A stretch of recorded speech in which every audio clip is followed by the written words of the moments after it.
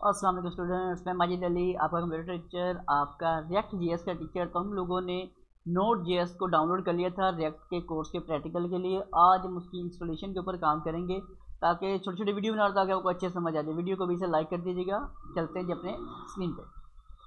तो हो ये रहा है, हमने लास्ट टाइम ये सॉफ्टवेयर किया था डाउनलोड, जिसका नाम था जी नोट जीएस। ये आपके डाउनलोड के फोल्डर में अवेलेबल होगा। तो मैं अपने डाउनलोड के डायरेक्ट फोल्डर ओपन कर लेता हूँ।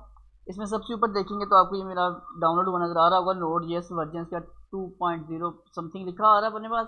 स्केप करके इसे ओपन कर लेते हैं, राइट क्लिक करते हैं और यहाँ लिखा आता है इंस्टॉल।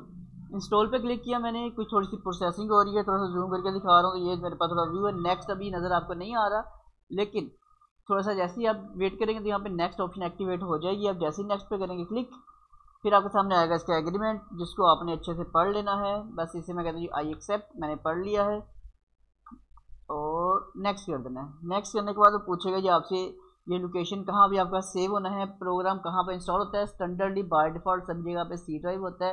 ये सी ड्राइव है तो मैं सिर्फ वही रहने देता हूँ। जस्ट नेक्स्ट पे क्लिक करता हूँ जी।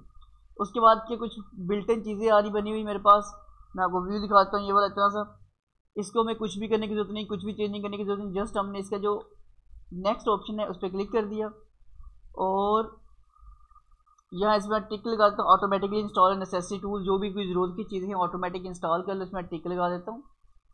नेक्स्ट कर लेते हैं और फिर इसके बाद लिखा आता है मेरे पास ये इंस्टॉल। मैं इंस्टॉल पे क्लिक कर रहा हूँ। अब थोड़ी सी मेरे पास प्रोसेसिंग होगी। जो मैसेज कोई ऐसे यस कर दीजिएगा, अगर कोई आपके सामने मैसेज आए तो यस कर देना उसे आपने। अभी मेरे पास थोड़ा सा कुछ प्रोसेसिंग चल रही है, ये वाली कॉपिंग न्यू फाइल्स, और ये मेरे पास वर्किंग कंटिन्यू आ रही है। तो आई होप से ये वाला पॉइंट ऑफ क्लियर हो जाएगा। उसके बाद एक ये मैसेज आ रहा है हमारे पास, window installer something something something लिखा आ रहा है। मैं इसे स्केप करके ओके कर देता हूँ और लें जी, ये मेरा जो सॉफ्टवेयर है वो प्रॉपरली हो चुका है इंस्टॉल। इसे मैं जस्ट फिनिश पे क्लिक करूँगा।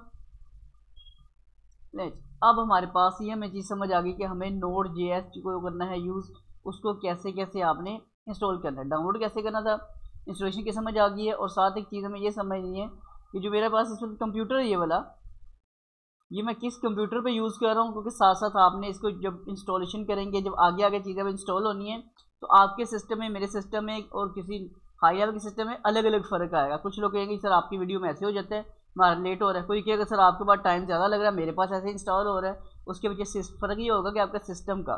तो मेरे पास जो सिस्टम फिलहाल मैं यूज़ कर रहा हूँ वो ये है जी, कोर i5 4th जनरेशन के साथ है, 3 GHz का प्रोसेसर लगा है और 64 बिट उसका ऑपरेटिंग सिस्टम है। तो ये मेरे सिस्टम की सब डिटेल है जो आपके सामने आ गई। तो आप जो भी इंस्टॉलेशन करेंगे वो विंडो 10 के ऊपर रहते हुए करनी है आपने। और सेकेंडली ये सिस्टम की स्पेसिफिकेशन है, कम से कम इससे थोड़ा सा i3 तक जाएगी। इससे पीछे जाएंगे तो फिर आपका सीखते हो कोर टू डू पे डेफिनेटली आपकी विंडो 10 भी मसला मसल करेगी।